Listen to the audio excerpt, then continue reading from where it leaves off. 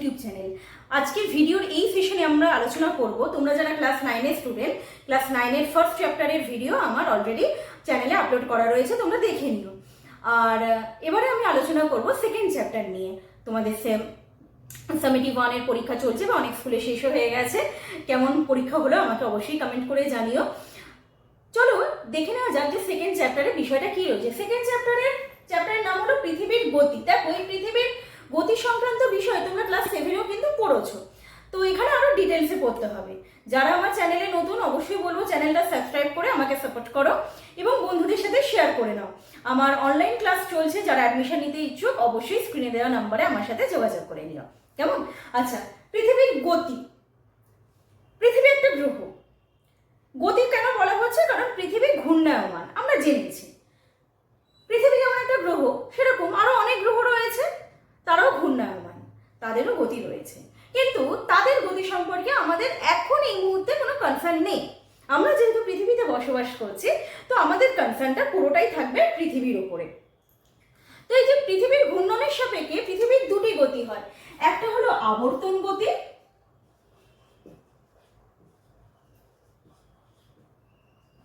আর আরেকটা হলো পরিক্রমণ গতি।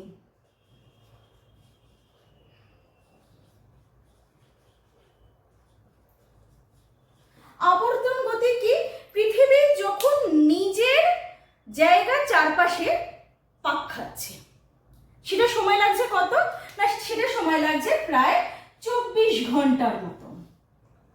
এইভাবে নিজের জায়গায় পাক খেতে খেতে পৃথিবী যখন সূর্যকে কেন্দ্র করে ঘুরে নিচ্ছে, সেটা কিন্তু সময়টা অনেকটা বেশি লাগছে, প্রায় 365 দিনের মতো। আমি প্রায় কথাটা কেন বলছি, কারণ এর একটা ফ্র্যাকশন রয়েছে, সেটা আমরা পরে আসছি।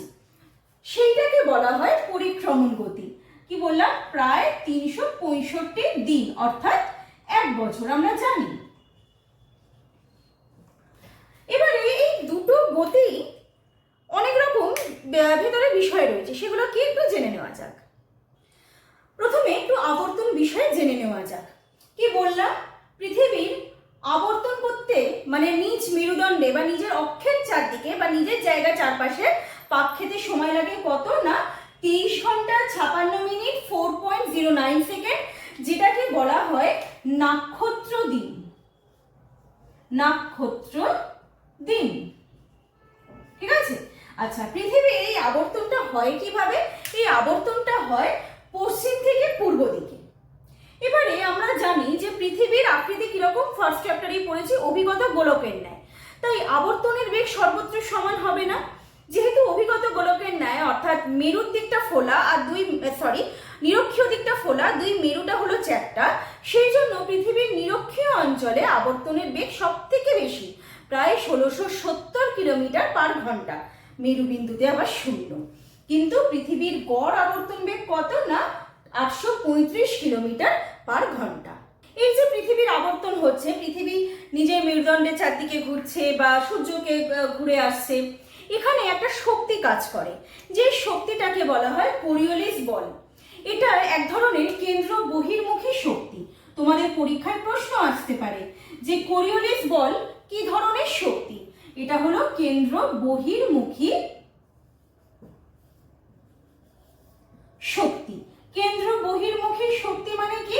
মনে করো এই যদি কেন্দ্র হয়, এখান থেকে শক্তিগুলো বা গতিটা বিক্ষেপ হচ্ছে কোথায় না বাইরের দিকে।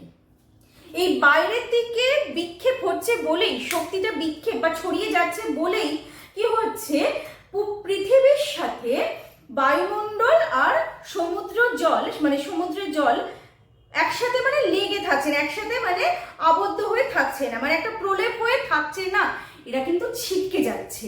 ছিটকে কোথায় যাচ্ছে? তারা কি পৃথিবীর বাইরে চলে যাচ্ছে না, একটা নির্দিষ্ট জায়গা থেকে ছিটকে গিয়ে আবার একটা নির্দিষ্ট জায়গায় ফিরে আসছে। সেটা কিরকম ভাবে হচ্ছে আমরা আরো পরে জানবো সেগুলো। যার জন্যই আমরা বলে থাকি বায়ু প্রবাহিত হচ্ছে, সমুদ্র স্রোত প্রবাহিত হচ্ছে, নাহলে সবকিছুই স্থির থাকতো, বায়ু প্রবাহ হতো না, সমুদ্র স্রোতও হতো না। এই কোরিওলিস বলের কেন্দ্র বহির্মুখী শক্তি আছে বলে এত এই বিক্ষেপটা হচ্ছে। এই শক্তিটা আবিষ্কার করেন কে না বিজ্ঞানী Gaspar D Coriolis. D Coriolis.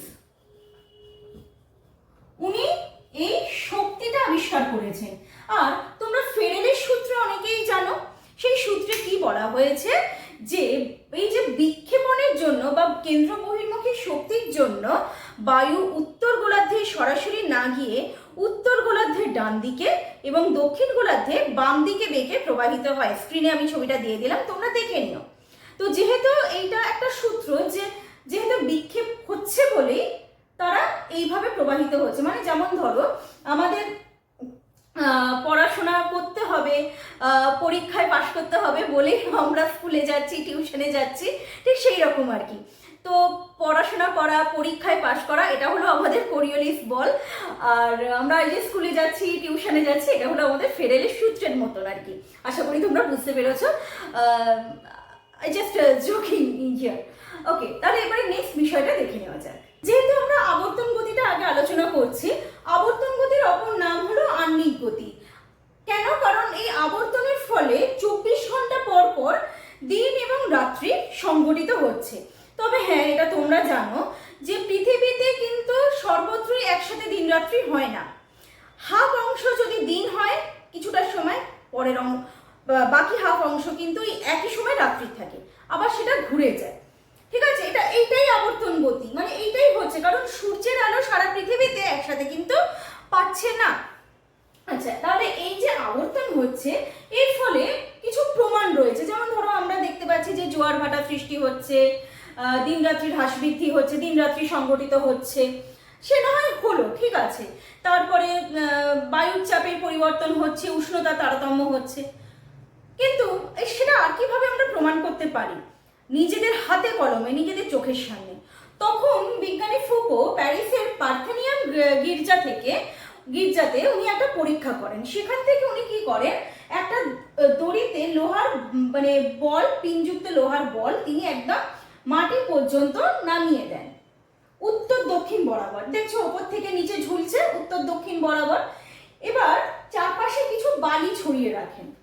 তিনি দেখলেন পরের দিন যে বালির ওপরে একটা এরকম রিং এর মতো দাগ হয়েছে, যেটা প্রমাণ করে যে বলটা যেন চারপাশে ঘুরেছে, কেউ তো আর ঘুরিয়ে দেয়নি বলটা। এটাই প্রমাণ করে যে পৃথিবী আবর্তন হচ্ছে। এবং সেই ঘোরাটা কিরকম? অবশ্যই পশ্চিম থেকে পূর্ব দিকে আবর্তনটা। কেমন? এটা কিন্তু পৃথিবীর আবর্তনের সাপেক্ষে একটি উল্লেখযোগ্য প্রমাণ বা উল্লেখযোগ্য পরীক্ষা। তোমাদের পরীক্ষায় প্রশ্ন আসে যে পৃথিবীর আবর্তনের সাপেক্ষে বিজ্ঞানী ফুকোর পরীক্ষাটি লেখো, তখন কিন্তু তোমরা অবশ্যই লিখবে ভালোভাবে টেক্সট বই পড়ে, এবং এরকম একটা ডায়াগ্রাম বইতে আছে, তোমরা দিয়ে দেবে বা আমি স্ক্রিনে দিয়ে দিচ্ছি, তোমরা সেটা স্ক্রিনশটও নিয়ে নিতে পারো। তাহলে এটাও একটা কিন্তু পৃথিবীর আবর্তনের সাপেক্ষে প্রমাণ। আমরা পৃথিবীর আবর্তন গতি জানলাম, তাই তো? আবর্তনের প্রমাণ জানলাম, আবর্তনের ফলাফলও আমরা জানতে পারলাম যে দিন রাত্রি হচ্ছে, দিন রাত্রির হ্রাস বৃদ্ধিও হচ্ছে। সারা বছর ধরে যে দিন রাত্রি একই স্প্যানে হচ্ছে তা নয়, কখনো দিন বড় রাত ছোট, কখনো আবার তার উল্টোটা হচ্ছে। জোয়ার ভাটা সৃষ্টি হচ্ছে, তারপরে বায়ুর চাপ কখনো কম কখনো বেশি হচ্ছে, তাই তো? এগুলো সবই হচ্ছে আবর্তন গতির সাপেক্ষে। খুব ইজি আছে, এটা তোমরা টেক্সট বই থেকে পড়ে নিতে পারো।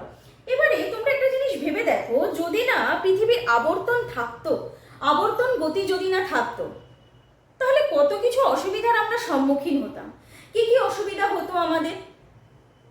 দিন রাত্রি হতো না, তাহলে পৃথিবীর একটা দিক সে মানে বরাবর সূর্যের আলো পেত, আর একটা দিক সূর্যের আলো থেকে বঞ্চিত হতো। তার ফলে কি হতো?